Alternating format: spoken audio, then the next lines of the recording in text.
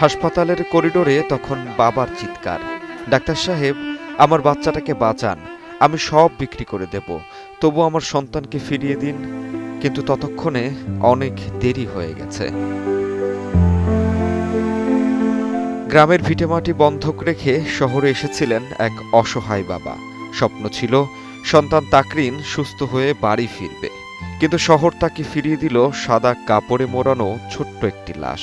যে শিশুটি কয়েকদিন আগেও বাবার আঙুল ধরে হাঁটত, আজ তাকে বাবাই বুকের সাথে জড়িয়ে কবরস্থানের পথে হাঁটছেন। প্রথম আলো লিখেছে আরেকটি পরিবারের আর্তনাদ। এক দম্পতির বিয়ের ১১ বছর পর জন্ম হয়েছিল একমাত্র সন্তান। ঘরে এসেছিল আলো, মায়ের কোল জুড়ে এসেছিল পৃথিবীর সবচেয়ে সুন্দর সুখ, এসেছিল বাবার চিরসাথী। কিন্তু সে মুখটাই এখন নিথর। হামের কাছে হেরে গেছে ১১ বছরের অপেক্ষা। হাজারো স্বপ্ন আর একটি পরিবার এক মুহূর্তেই শেষ।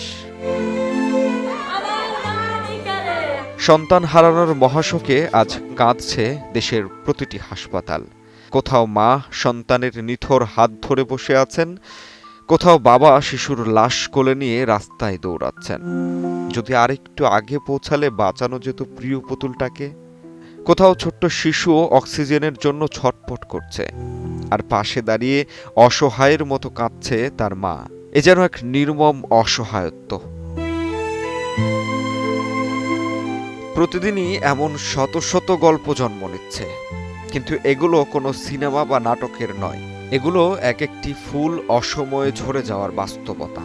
এগুলো বাংলাদেশের অসংখ্য পরিবারের বুক ফাটা আর্তনাদ। সোশ্যাল মিডিয়ায় ভাইরাল হচ্ছে ছোট্ট ছোট্ট মুখগুলোর নিথর ছবি, ভাইরাল হচ্ছে বাবার কান্না, মায়ের আহাজারি।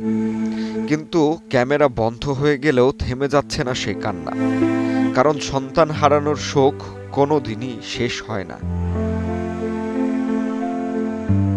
একটি খুব পরিচিত রোগ, একটু অসাবধানতায় হাম কেড়ে নিচ্ছে একে একে শত শত জীবন। হামকে সাধারণ জ্বর ভেবে ভুল করবেন না। শিশুদের সঠিক সময়ে টিকা দিন। হামের লক্ষণ দেখা দিলে দ্রুতই হাসপাতালে নিন, কারণ আজ যে বাবা সন্তানের লাশ বুকে নিয়ে কাঁদছেন, কাল সেই জায়গায় আপনি বা আমি দাঁড়িয়ে থাকতে পারি। পৃথিবীর সবচেয়ে ভারী জিনিস কোনো পাহাড় নয়, সবচেয়ে ভারী জিনিস একজন বাবার কাঁধে সন্তানের লাশ। জাহিদ হাসান সাব্বির, বাংলা নিউজ 24।